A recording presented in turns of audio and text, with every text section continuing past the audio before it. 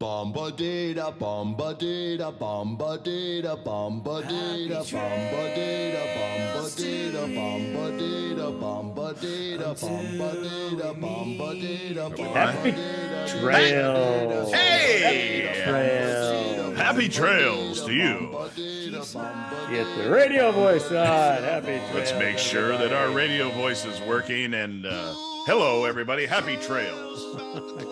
Good morning, evening, afternoon, good night. What time is it? Whatever time. Well, you know, It's Friday morning. Friday morning for us, but Yeah. people listen to this all different times, of course. Yeah. I mean, didn't we get a contact from somebody in a different country last week? I'm several. And that was pretty.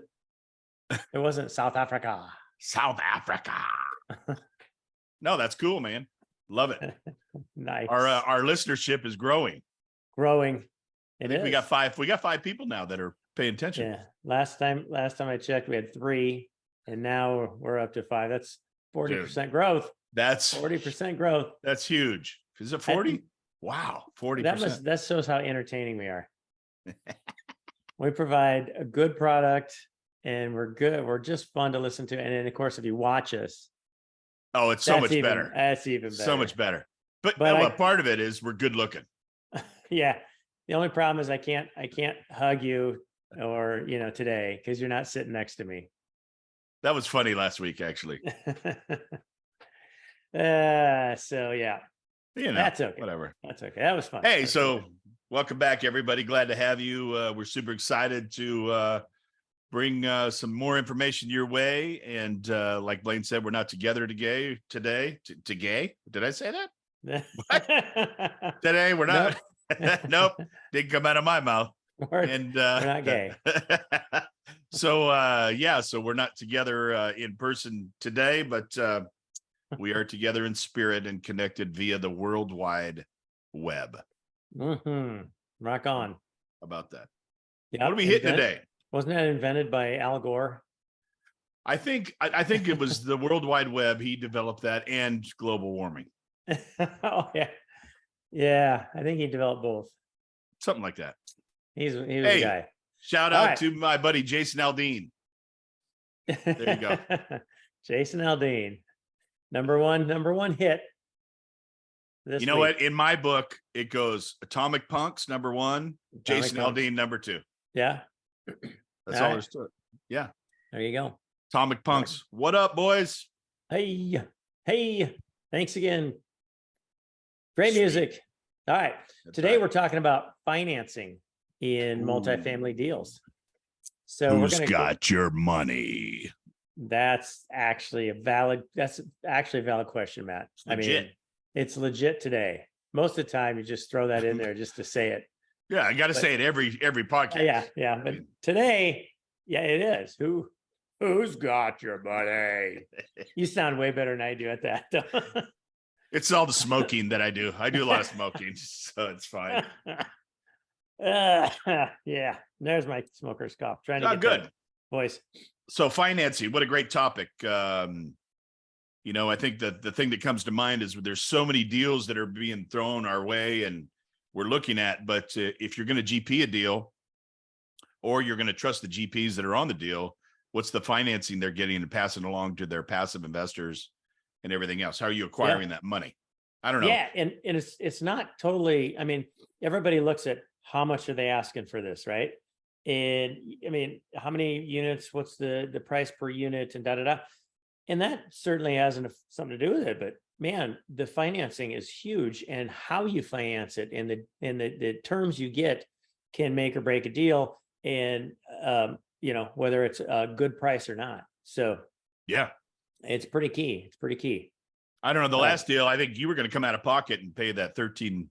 Was it 13 or 23 million? Were you something like that? Yeah. And then I realized I didn't have that. Yeah. So then I backed out. But it was in your 40. No. That was the 3%. That's right. That's right. Okay. Yeah. Never mind. It was same for me. Yeah.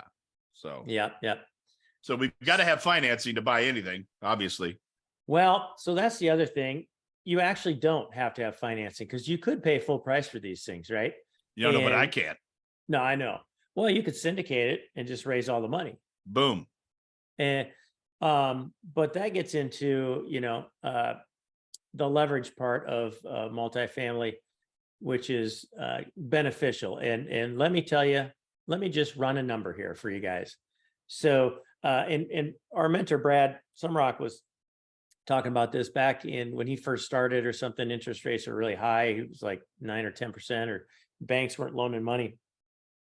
Financial institutions weren't giving any money out. So he's like, we put some deals together and we just bought them and we syndicated these things and we didn't finance anything. So again, good and bad about that. We'll talk about that a little bit. But Yep. so, if you have a building if you have a deal that's $10 million and you pay it all up front, and then your cash flow is going to be pretty darn good because you don't have the expense of paying principal and interest, right? So cash flow is probably pretty solid there. But say you increase the value by $4 million and you sell it. So you bought it for 10, sell it for 14 a few years later. That's a 40% increase, right? Increased by 4 million on your $10 million investment. So the beauty of leverage is that you borrow money from the bank, and let's say instead of your $10 million deal, you borrow $6 million and you put $4 million down. And so in a couple of years, you sell it for 14. You pay back your $6 million loan and you have $8 million left. That's double. So that's a lot bigger than 40%. So again, leveraging money it can really help these deals grow and be very valuable.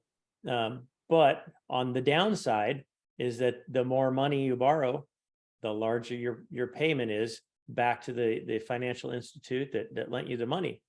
And then of course, so then you got to worry about that cash flow and a lot of these deals when you first get started, you're kicking tenants out because they're not paying, you're remodeling things. And so there's a lot of empty units right away. And so cash flow is pretty tight. And if you leverage too much money, that can be an issue. And that's where some people got into trouble. Their leverage is too high. Their interest rate was variable and it went way up, and then their payment went sky high, and now they're negative cash flow, and that doesn't work for a long time. No, money out, money in, right? That's the whole deal. So absolutely right. I think the variable rates that people experienced in this last year with the interest rates changing on a dime is really what hurt people, because it took that cash flow and diminished it greatly, but maintained the quality of the payment that was either the same level or higher based on the percentage rate. And empty tenants, empty rooms, empty apartments, whatever it is, you're losing money. So variable rates are I wish we could fix rate everything, right? Sometimes that's an option, but it would be great in a perfect world that we could do that, but not all of that's going to work. And that's why we use syndication and we use value add to leverage money in these particular instances to then reap the return. Yep. And the Feds just increased interest rates again. Did you see that, Matt? Yesterday? I didn't see that yesterday. Another quarter point. You're kidding. Nope. Man. And I thought we were on the come down.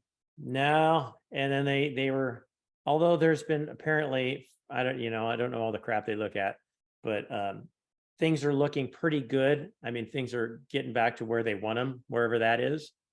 And whether that's good or not, I don't know. Because it's not where I want them. It's the Feds that are in control, and yeah, they're not the most. Anyway, so yeah, they said they're 2 months. I think they meet again, and there's a chance they could raise them another quarter point.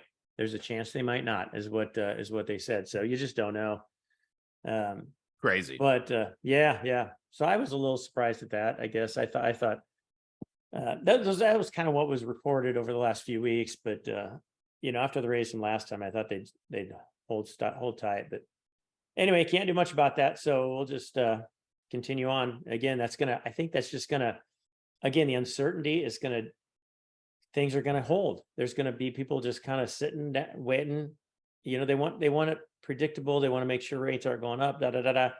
And that's gonna keep a lot of people on the sidelines. So with that said, that probably means there's some deals out there that are ready to roll, and a lot of people are too nervous about getting in them. So you might find some good deals out there if you're on, ready to go. Let's So- let's step back for just a second on that. So what Blaine and I are talking about on this is not so much that there's a brand new apartment complex that's coming into play here, but yet somebody that's had this apartment complex for 2 years or so, and all of a sudden the rates are continuing to go up, their money is being diminished, and they don't have the ability to continue to pay it. So they put it on the market to sell it for a minimal loss rather than a maximum loss. And that opens up complexes around the country. So again, the deals that we're talking about are coming to fruition because there's people that can't handle the payments because they assigned those variable rates back when the rates were decent, and now they're sky high, so they're losing money. So that's why some of these complexes are coming out on the market saying, hey, let's cut our losses because the tourniquet, we can't put it tight enough to recover from this. So that's why there's more and more deals this year and next year that you're going to be seeing all over the map. It's not that they just found an apartment complex and the company that owned it or the person that owned it just wants to sell all of a sudden. These are complexes that people have taken over in the last couple of years, and they're bleeding. So they got to stop the bleeding somehow, and that's the way to do it. Right. So cool. There you go. On to financing. There's multiple areas you can get financing. One is your local bank, right? You can go talk to here and you can go talk to Hills Bank or Cedar Rapids Bank of Trust here in Cedar Rapids or Robbins, and say, hey, what about this? Now, this varies greatly area to area. So there aren't a lot of large loans that I could probably get from a local bank around here. I don't think they probably would do much with that.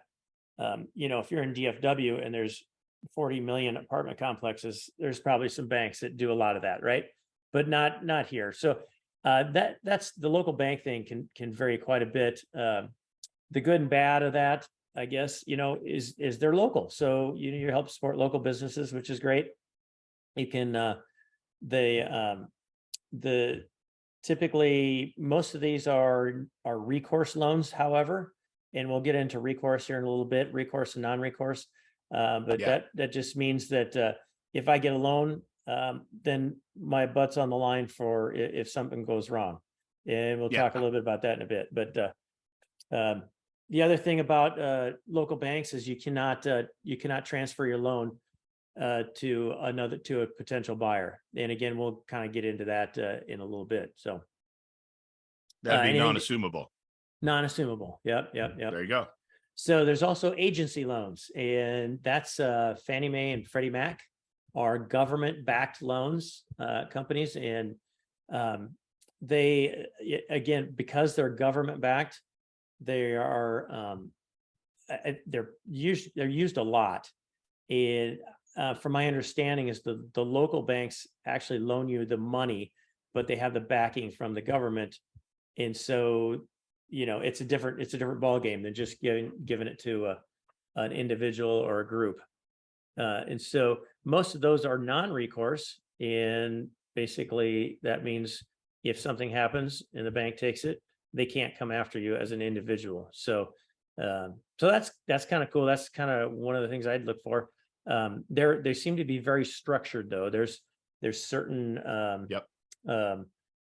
terms that they have, that you have to follow, and so you got to make sure your deal fits into that system and what you want to do.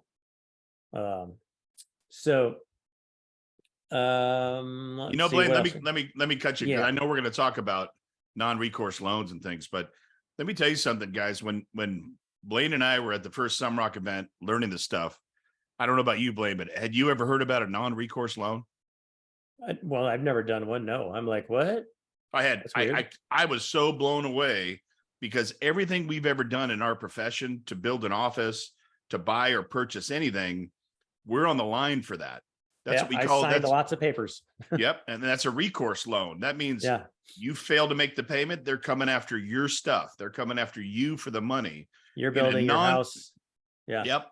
In a non-recourse event, as they use in multifamily real estate and real estate in general, that's commercial, or not commercial, but multifamily, because you're providing Could be. housing. be There's commercial. different benefits for that.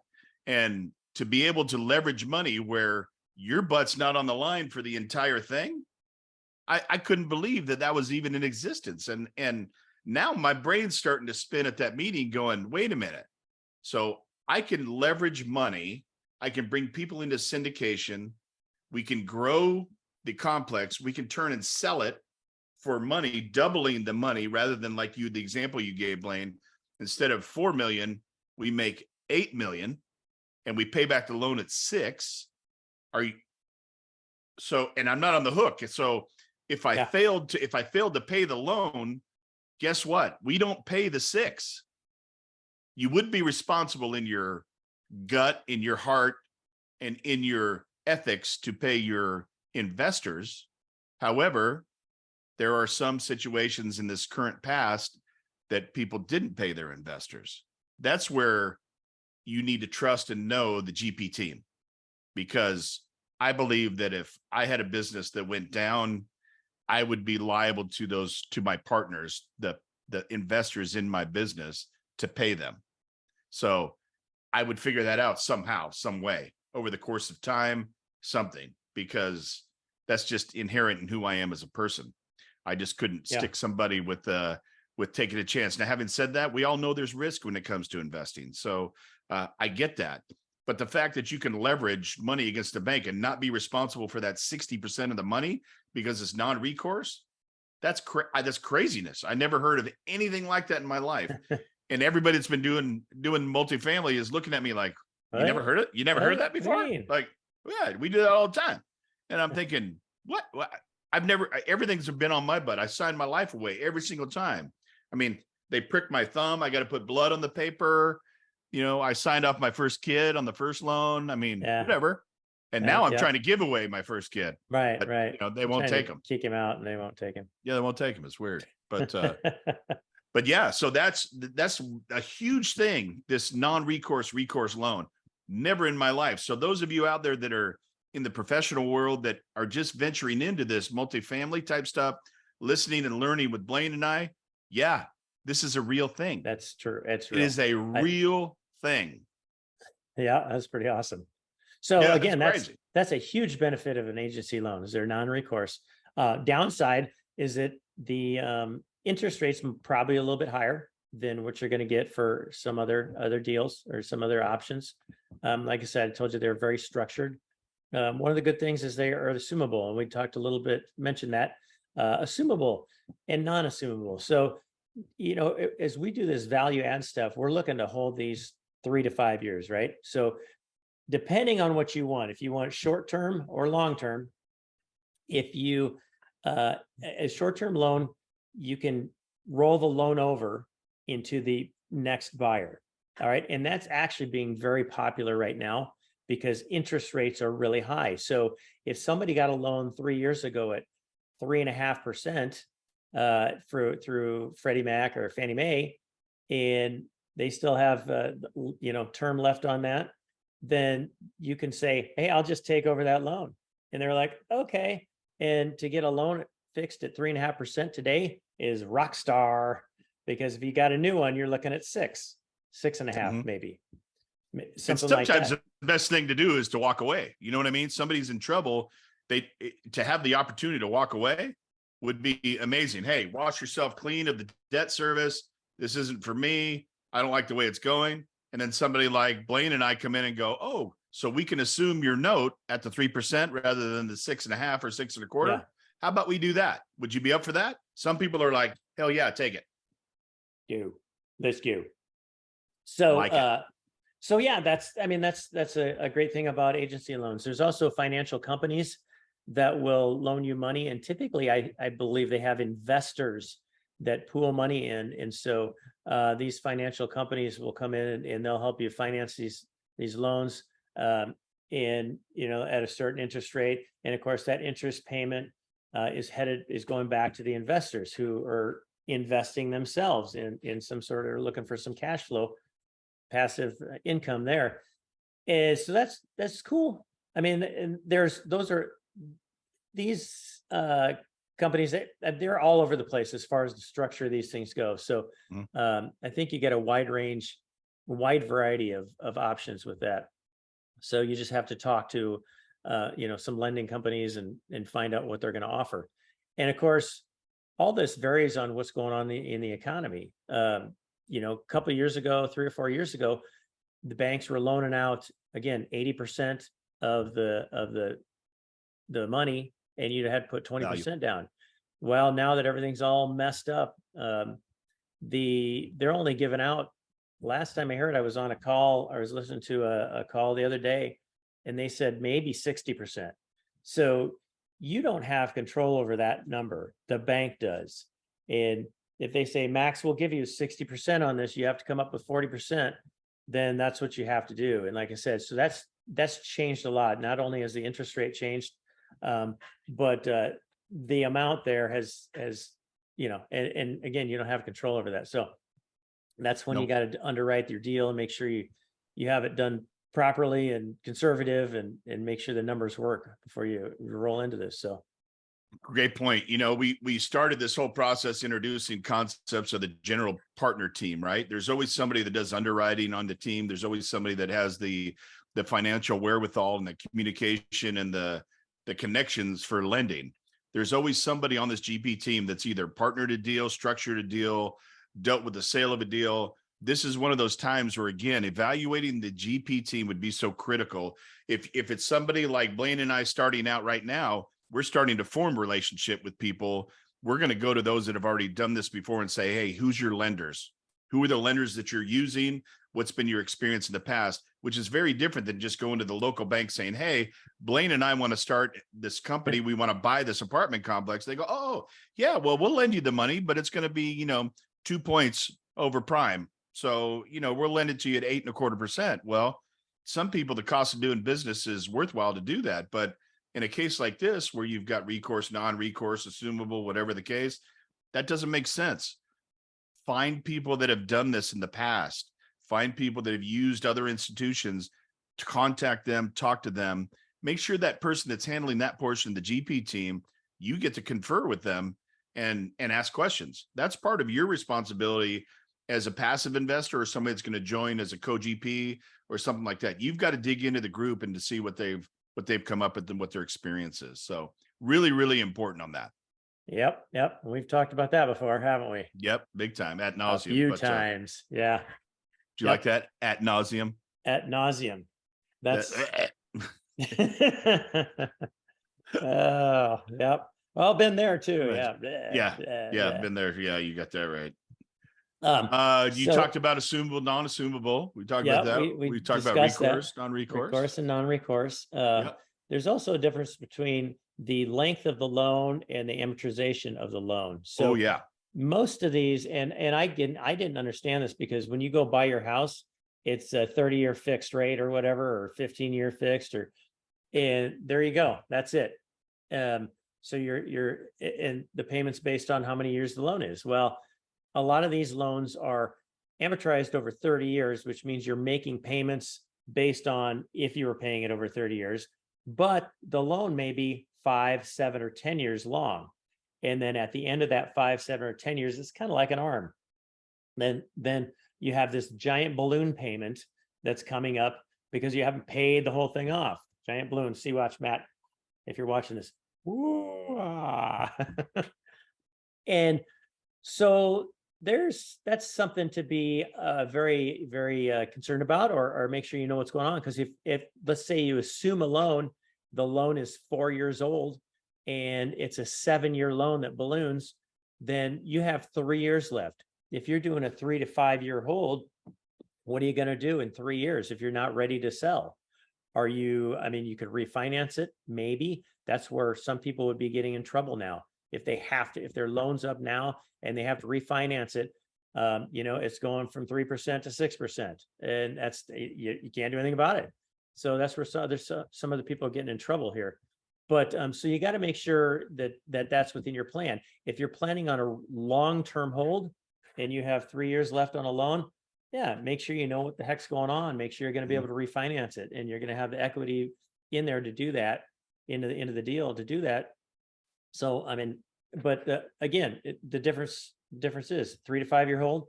Are you holding this for lifetime? What's your plan? What's your goals with your money? Are you looking for cash flow? Are you looking for, to flip this? So keep that all in mind. Again, conservative underwriting. Again, GP member of the team. How conservative is the underwriting? If it's too aggressive, then yeah, you're going to be left with a deficit you're going to have to come up with. But if you've got somebody that's conservatively underwriting the deal, there's usually allotment for holdbacks in monies and things to help cover costs that are unexpected, right? Rather than doing a call where everybody that's an investor in the program, they get a phone call from Blaine and I saying, hey, guys, we're short on money. We're either going to lose the deal or you got to ante up another 100 grand or 25 grand or 50 grand. And you'd be like, wait a minute, I put $100,000 in. Well, I understand, but we're going to lose the whole deal if we don't come up with the money. That's a bad situation. I know it happens. And I know sometimes those are extremes, but that's where the underwriting portion of this is so critical. And I love when we see conservative underwriting and allotments for holdbacks and things like that. So, because you never know. Who knew the Fed was going to raise again? I mean, I thought we were on a downward trend. The Fed's raised another quarter point. And, the beauty of that is that you're probably going to owe me money at the end of the year. I was thinking of that when you told me that. Yep. I'm going to win the bet. Shit. It's not the end of the year yet. You never know. Still got time. Oh, shoot. Not a lot of time, but we got time. No. So another thing to keep in mind with some of these loans is the banks will use this number a lot. It's called DSCR, or debt service coverage ratio. Lots of words there, Matt. Yeah, that's a lot of words. Yeah, I can only remember 3 at a time. So I mean like just net operating income, NOI. I get that. Yeah. DSCR. I'm like, I don't know. Value. DSCR. So what that means is basically that what the bank will do is they'll take the income generated, they will subtract the expenses, which gives you your, as Matt said, NOI. And then the NOI has to be like 125% of the loan. So if your NOI is $100,000, let's do this easier. If the NOI is $125,000, then your payment cannot be over $100,000 for the principal and interest. And so they'll look at that and they'll say, here's the cash flow, here's the expenses, there's the income, blah, blah, blah. And if your NOI is 100,000 and they're like, hey, our payment is 98,000 a month. No, thanks. We're not going to give you the money because that's just too cutting it too close. Too risky. Too risky. We don't want you to lose the deal. Yeah. And we don't want to have to mess with it, because that's not what they're in for. So again, they'll look at that DSCR. Typically the DSCR will increase as the property ages. So because your rents will go up, your income should go up if you're managing it properly. And so your NOI increases, payments stay pretty much the same if you're at fixed rate. And so as the income goes up, payments stay the same. The SCR will increase. And so it's typically the first year that they're looking at on that. So that's a good number. So when I'm doing underwriting and looking up deals and stuff like that, I'm always looking at that number, making sure it's 1.2, 1.25 or above to say, hey, is this something that is going to cash flow for us enough that it's going to be worthwhile? So, yep. Got that.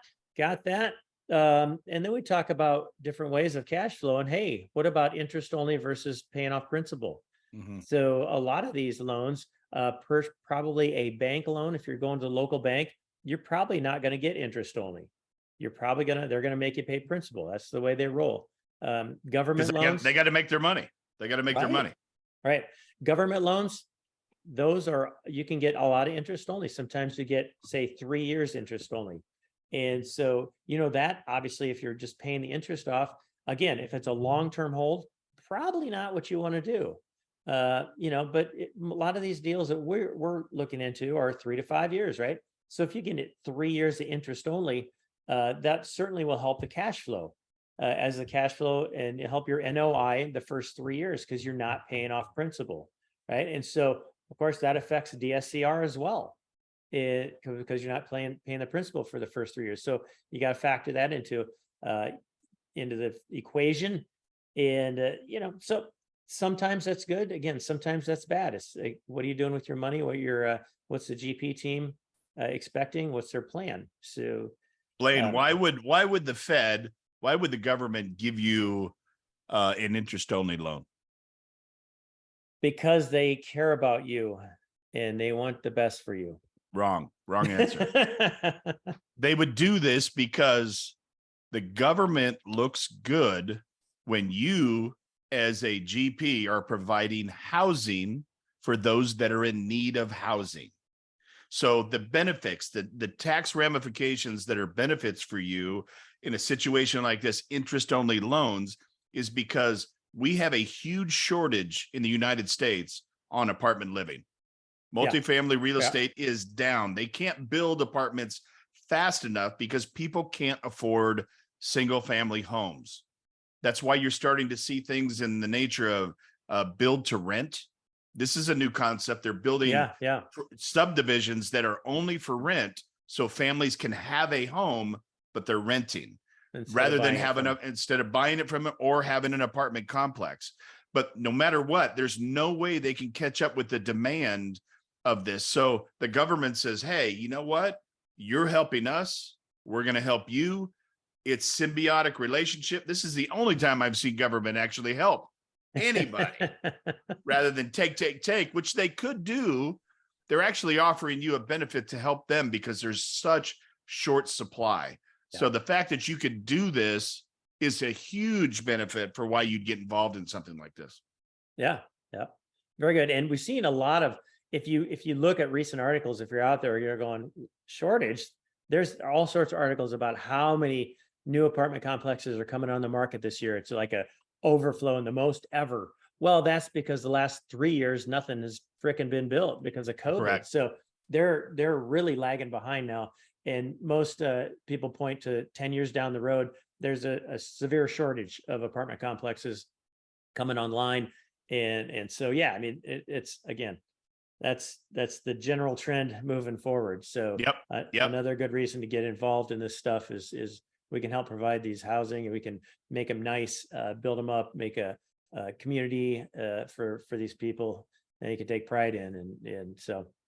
And that's, what we talked about that in previous segments, but that's the altruistic side of what it is that you do as a multifamily investor and as a general partner. Is yes, it's great that you get to turn around, you make money on this. I mean, everybody enjoys that, but there's a certain part of this where you get to provide for a family, building a community, like you just mentioned, Blaine, that, that's something bigger than yourself. It's this whole thing is so much bigger, and it's so much bigger that the government's rewarding you for doing so.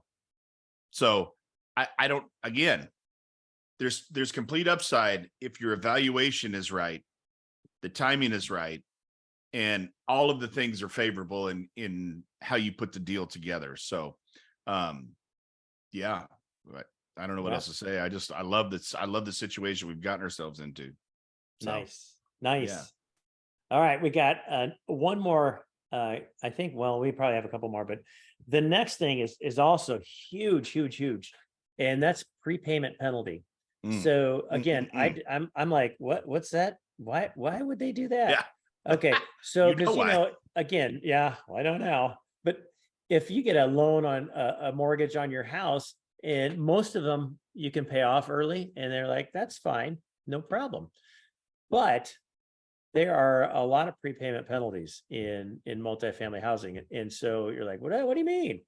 Well, if you take a loan out, if you take a 10-year loan amortized over 30 years, you take a 10-year loan and you flip this thing and turn around in 3 years, you're like, hey, I had 70% leverage. I doubled my money. We're going to sell this. We're going to double our investors' money and fix this place up. It's awesome.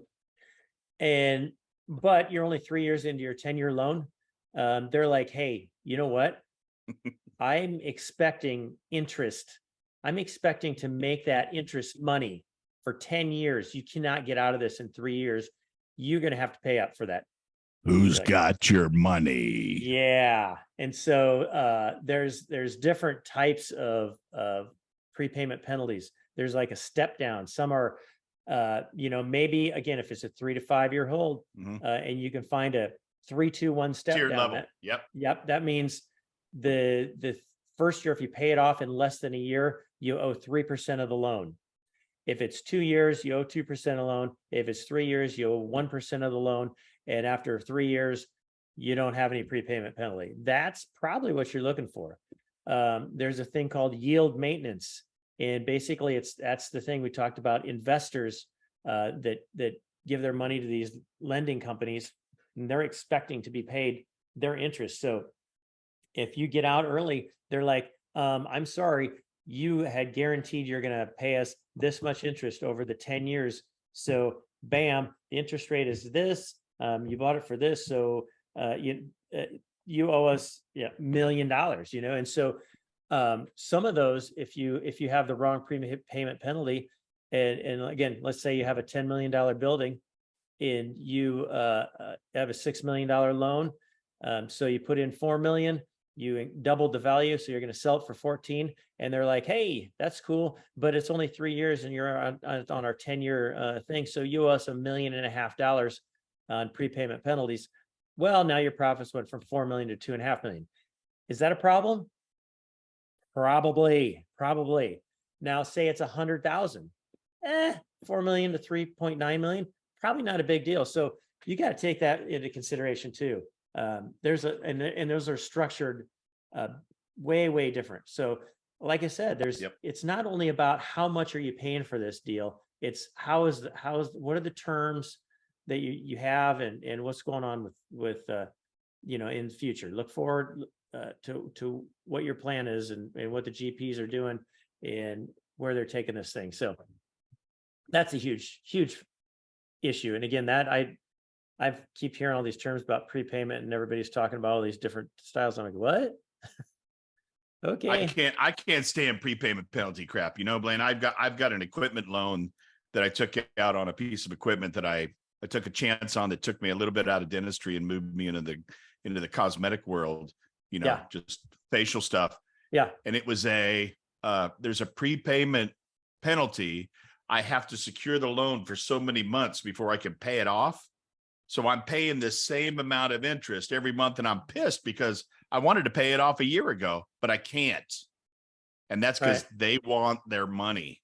And I get it. They financed the deal. I get it. But at the time, I wasn't thinking that I was just going to turn around and pay this thing off.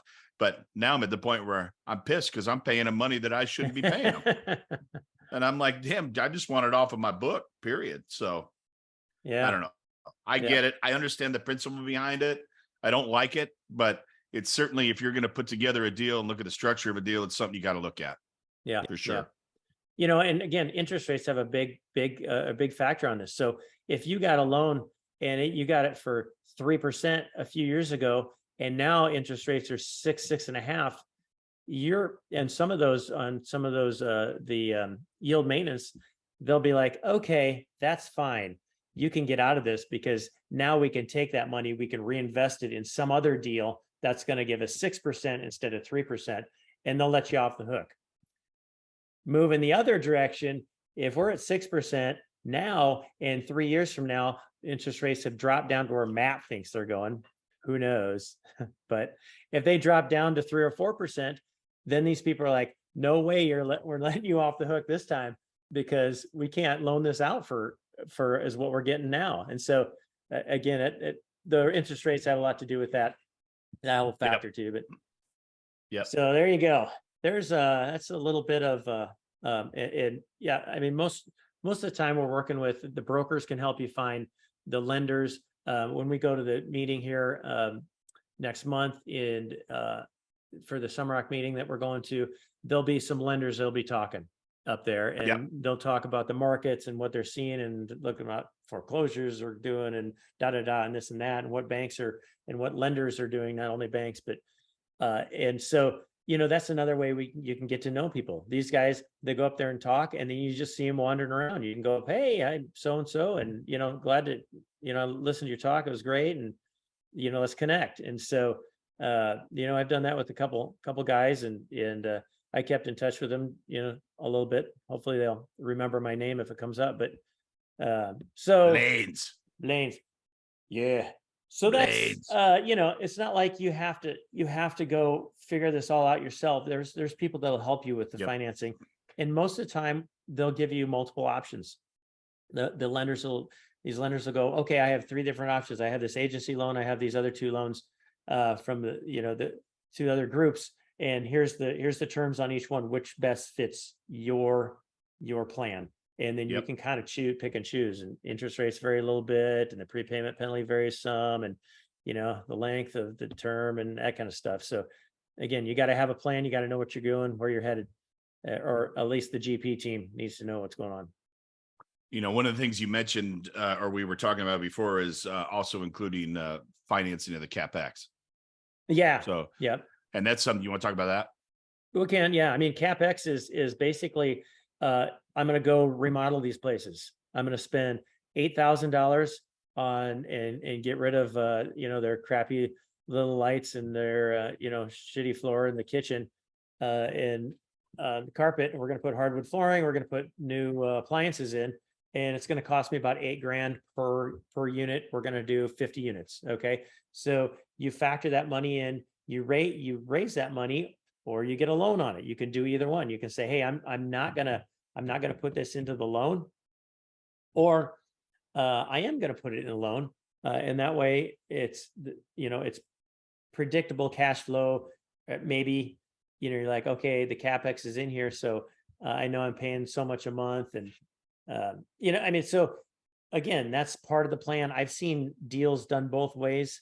I think what is the San Antonio? Which one? That's what did they do? That's finance. It's finance. I was thinking they financed the CapEx. They did. So the CapEx, and when they do that, CapEx stands for capital expenditure. So, capital, the hard cost to improve the quality of the asset that you're purchasing. So like Blaine's talking about, hardwood floors, elevators, all the different stuff. The reason a bank or lending institution would get involved in financing that is because you're now improving the quality, and it's required in your time frame. Yeah. So we had what was it, 90 days or 180 days to complete the CapEx improvement and requirements that we had in the deal in San Antonio, that we had to have these either initiated or finished. And if we didn't do that, it would violate the contract. The reason the lending institutions like that is because if they assume the note, let's say that Blaine and we foreclosed on the property, we couldn't pay it, and we leverage 40-60, the bank's giving you the 60%, there's improvements that have already been made to it. They can turn and sell the property and at least at a minimum break even, if not make money on the deal. That's why they do it. So I think it's a great thing. I think putting it into the investment profile for me is, I like it because it requires you to do certain things rather than go and grab more passive investors saying, hey guys, we want to build this, we want to improve by X, because you never know what the expenditure cost is going to be. So that's why I like the reserve concept too. That's where I would rather see the money increase with more investors rather than do that into the CapEx. I'd rather finance the CapEx personally. Yeah. All right. There you go. But I've seen it both ways too. Yeah, I've seen it both ways. And I sometimes I don't quite understand why people do it one way or the other. So I'm sure that's something we'll learn more about as we get into this stuff. So but rock on, bro. All right. That's some of the financing information that I know. Time flew, man. Time flies. How long we've been there? Time does fly. I don't know. Hey, so and I don't know if you're paying attention with each episode. We're getting closer and closer and closer, hammering you with more information, more details. Again, soon we're going to start popping things on the screen and looking at numbers, hard numbers, and walking through that. So Blaine and I just feel like if we did that today, it might be premature for a majority of people watching. Might not be for some, but for others, they'd be looking at it going, what? Matt's such a tease. He keeps talking about this. We're going to put some numbers on the screen. But here's, he needs to figure out how to screen share. So what he needs to do is try IT. I figured out the whiteboard. Watch this. Yeah. Yeah. That's called the poor man's whiteboard. That's like an overhead in high school that we used to have, you know? Careful. These kids today, they don't even know what you're talking about. They don't know what an They're overhead like, is. what? If you know, What? you know, right? You know. The Hey, if you overhead. know, raise your hand. Yep. That's right, baby. That's right. All right, Shoot. guys. Okay. Well, hey, as we always say, signing off, happy trails. Thanks for joining us. Please share and let other people know about us. We love it. We love to help people and get this thing rolling. Keep it rolling. Keep it rolling. Keep Happy it trails, guys. rolling. Happy trails. Have a great weekend.